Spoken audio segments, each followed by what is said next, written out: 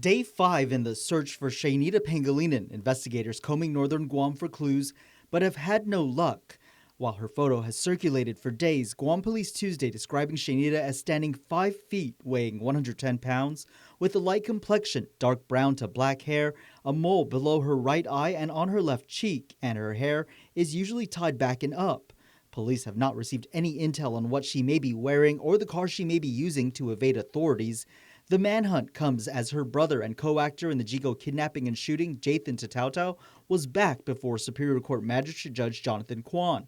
Tedtaotao now facing charges of attempted aggravated murder, complicity to commit aggravated assault, and complicity to commit kidnapping. Their brother, who is also accused in the shooting in Talo'fo'fo, Jeromy Pangelinan, remains stable in the hospital, recovering from a gunshot wound following a shootout with police Sunday. Jeromy was captured after a carjacking in Windward Hills and a high-speed chase that ended in Tedtaotao. I was really saddened by, as a public safety chair, that you're starting to hear more and more of these types of actions.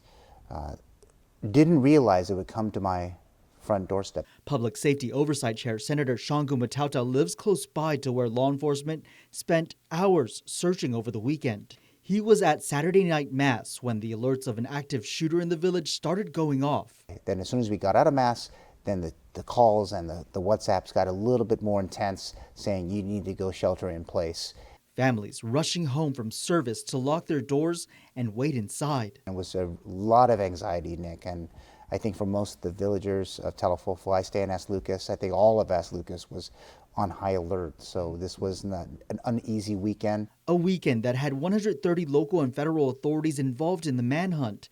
On Monday, Guam Police announcing a bill to increase law enforcement workforce by authorizing temporary peace officer standards and training certification. Something's got to give. We need to do something important to support the priorities of our public safety agencies. On Tuesday afternoon, Attorney General Doug Moylan announced the anti-crime bill introduced by Senator Talo'fo'fo.